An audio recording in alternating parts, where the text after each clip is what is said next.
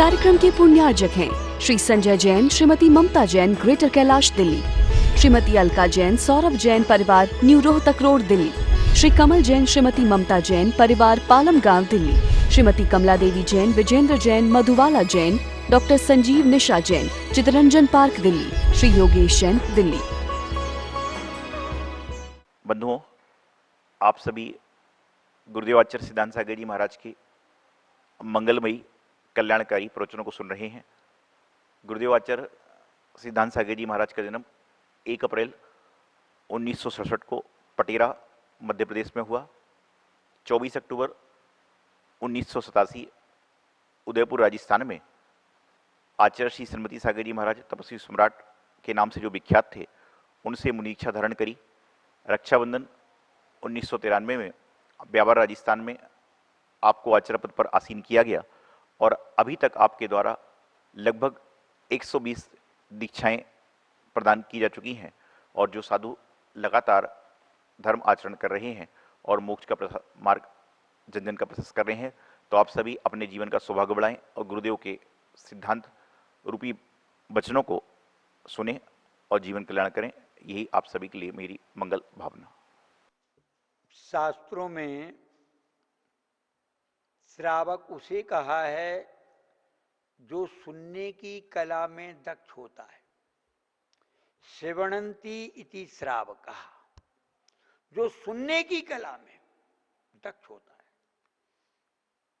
अभी हमारे अंदर सुनने की कला नहीं आई, और जिसे सुनने की कला नहीं आ सकती उसको करने की कला भी नहीं आ सकती। जो सुनने की कला में दक्ष होता है वो श्रावक है, जो करने की कला में दक्ष होता है वो श्रवण है। श्रवण और श्रावक में इतना ही अंतर, एक श्रद्धान पर विशेष जोर है सुनने पर, और एक का है श्रम। श्रम शब्द से ही श्रवण शब्द बना है। और श्रद्धा पूर्वक सुनने वाला, सुनने की कला में दक्ष होने वाला ही श्रावक होता है। श्रावक के लिए हमारे आचार्य ने कहा कि श्रावक वो है जिसके अंदर श्रद्धा लगी हुई है, बक नहीं। जो बगले की तरह ना हो, क्योंकि श्रा अगर निकल जाए तो क्या बनता है? बक। बक यानी बगला। बगला आपने देखा होगा कैसा होता है? बगला होता है उज्जवल वर्ण, गरीब गति, एक टांग मुख ध्यान, और देखत लगत भगत समा, निपट कपट की खान। अगर उसके अंदर से श्रद्धा हट जाए,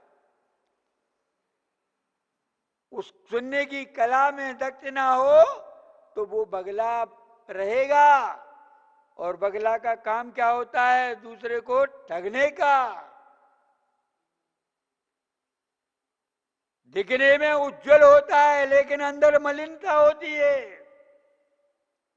और यदि उसके अंदर श्रद्धा और सुनने की कला में दक्ष हो जाए तो वह बक शब्द श्रावक बन जाता है।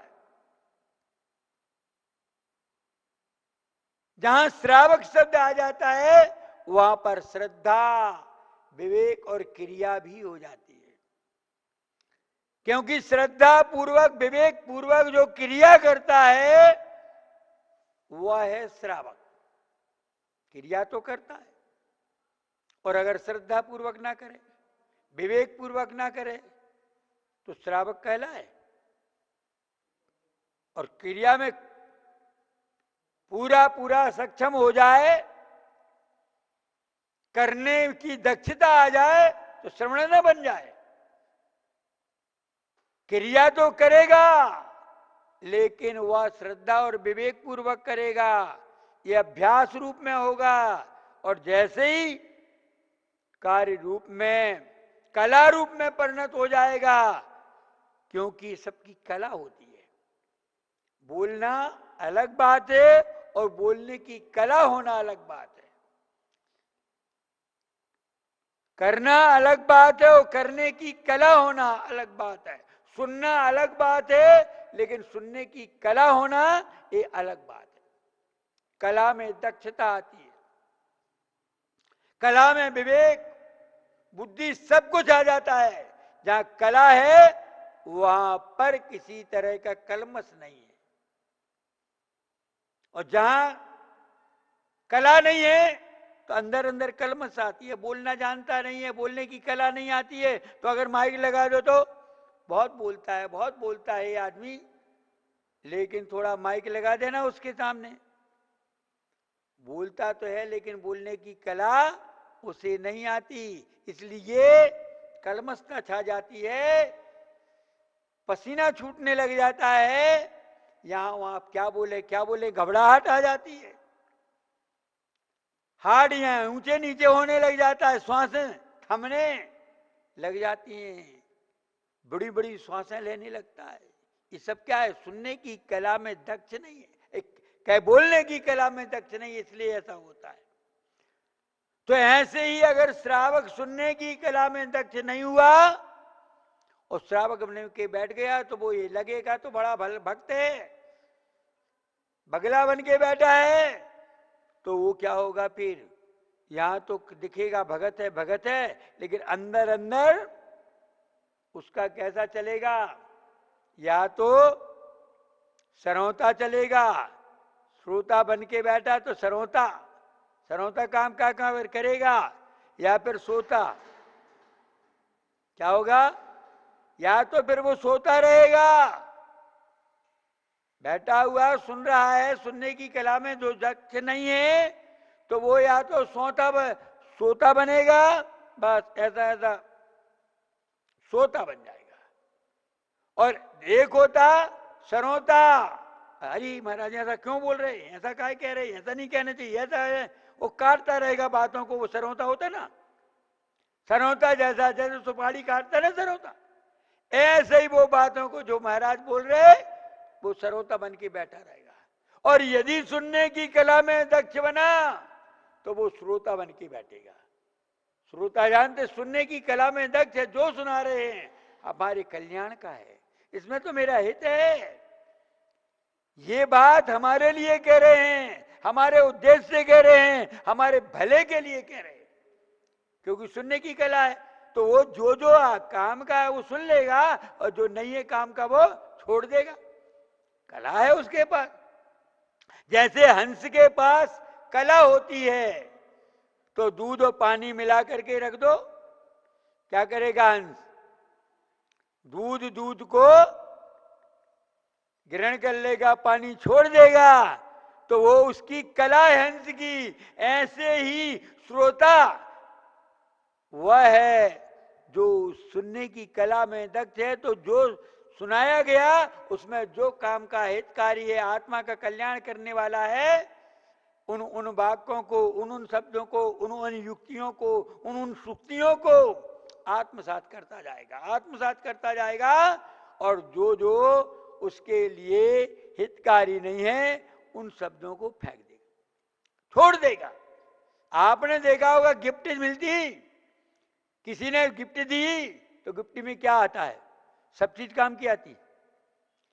गिफ्ट के अंदर कुछ कागज भी आते हैं, कुछ दूसरी भी लपटी रहती, उसको निकाल के एक तरफ डाल देता, और जो गिफ्ट है, बच्चे टॉफी खरीदते हैं, उसमें ऊपर की जिलेटिन खाते क्या? वो टॉफी की जिलेटिन को फेंक देते हैं, और टॉफी को उसका जो माल है उसको ग्रहण कर लेते हैं। एक बच्चा भी इतना बोध रखता है, तो ऐसे ही जो श्रोता होता है वो भी इतना बोध रखता है कि जो हमें कहा गया है उसको ग्रहण करना है, इसलिए विवेक दिया गया, क्या ग्रहण करना क्या नहीं करना। हमारे लिए दोनों तरह की क्रियाएं बताई जा रही हैं। तो जब हमें व्यसन की बताई गई है, दुखदायी क्रिया बताई गई हैं, उनको छोड़ो, और जो सुखदायी क्रिया बताई जा रही हैं उनको ग्रहण करो। जैसे सुखदायी क्रिया बताई गई, देव पूजा, गुरुपास्ति, स्वाध्याय, संयम स्तपा, दानश्चेति गृष्टाणाम सत्कर्माणि दिने दिने। ये क्रिया जो बताई जा रही हैं ये कौन सी हैं? ये हितकारी क्रिया हैं, करने योग्य क्रिया हैं। तो इसको ग्रहण कर लेगा और ये कहेंगे जुआ खेलना, मास मद, बेस्या गमन शिकार, पर रमणी अति रमण, सातों वसन निवार। तो अब इसमें क्या है? ये क्रियाएं तो बताई गई, व्यसन क्या है, जुआ क्या है, चोरी क्या है, हाँ मांस मदिरा क्या है, इस तरह का जो बताया गया है तो इसको निवार छोड़ना है। ऐसा नहीं, महाराज ने कहा था, महाराज ने कहा था तो इसको छोड़ने के लिए कहा है, इसको ग्रहण करने के लिए कहा है। और नहीं तो क्या होगा? दवाई मलम बताई और टॉनिक बताया। दवाई दो तरह की होती है, एक लगाने की और एक खाने की। दवा तो दोनों ही है। अब आपको डॉक्टर ने दोनों तरह की दवा दे दी, तुम्हारे लिए तकलीफ है ना, ऐसा करना, ये जो खाज हो रही ना, इस खाज के लिए ये दवा लगा लेना और ये दवा खा लेना। अब यदि कदाचित तुमने गलत कर दिया, खाने वाली लगा ली और लगाने वाली खा ली, तो क्या होगा? वो जलन मिटेगी, खाज मिटेगी क्या, और दूसरा रोग पनप जाएगा। इसलिए इतना विवेक होना चाहिए कि क्या शब्द ग्रहण करना है, कौन सी क्रिया हमारी हितकारी है और कौन सी क्रिया अहितकारी है। जैसे कहते देव पूजा, देव पूजा का मतलब होता है कि आत्मा को प्रतिष्ठित करना, पूज्य बनाना, दुत्कार योग्य ना बनाना, तिरस्कार का पात्र नहीं बनाना। अगर हम अवक्ष करेंगे, अवक्ष खाएंगे, खाएंगे तो हमारी तिरस्कृत हो जाएगी। कोई शराब पिए तो उसका तिरस्कार होता ना।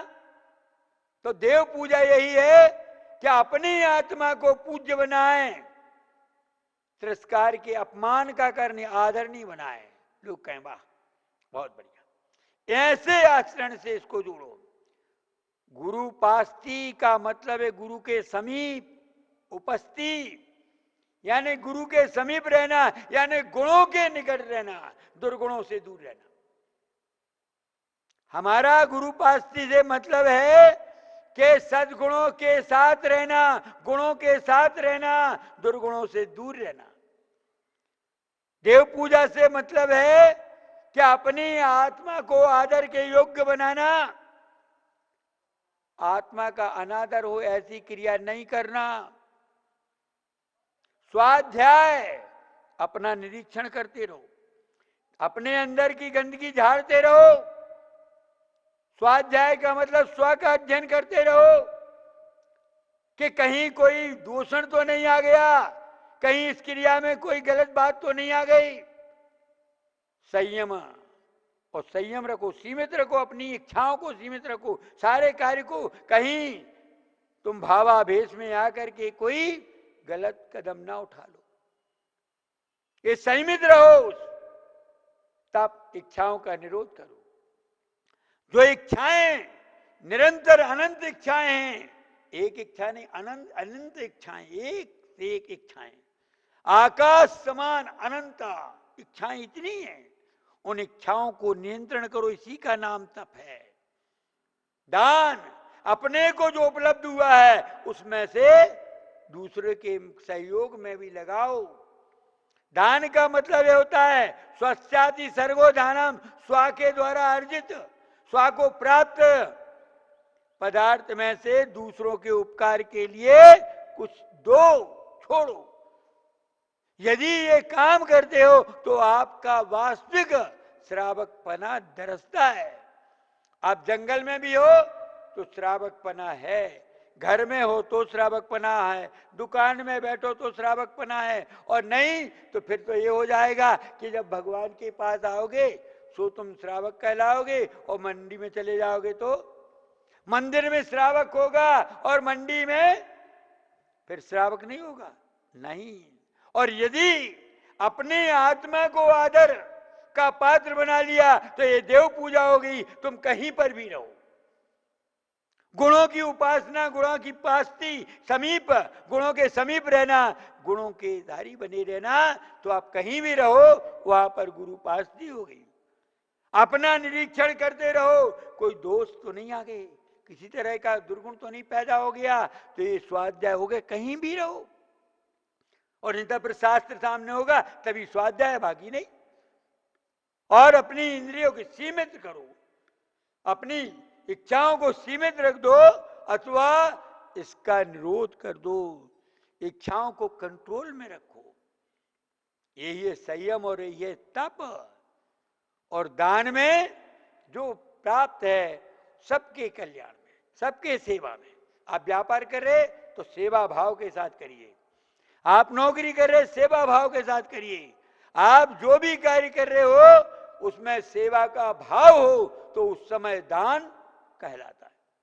और ये स्थिति जहां घटित होगी, वास्तविक श्रावकपना पैदा होगा।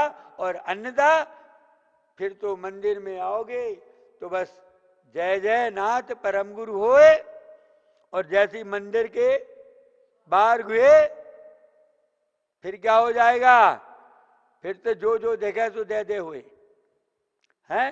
फिर रस, अगर आपके जीवन में श्रावकपना आएगा तो तुम सुनने की कला में दक्ष हो जाओगे, या जो सुनने की कला में दक्ष होता है वो श्रावक होता है, और जो करने की कला में दक्ष होता है उसको श्रवण बोलते हैं। तो मैंने आपसे कहा कि आप जो कुछ भी सुने उसको आत्मसात करने का, उसको अच्छी तरह से क्या ग्रहण करना क्या नहीं करना, ऐसे रूप से चलेंगे तो आप वास्तविक श्रावक पद को प्राप्त होंगे।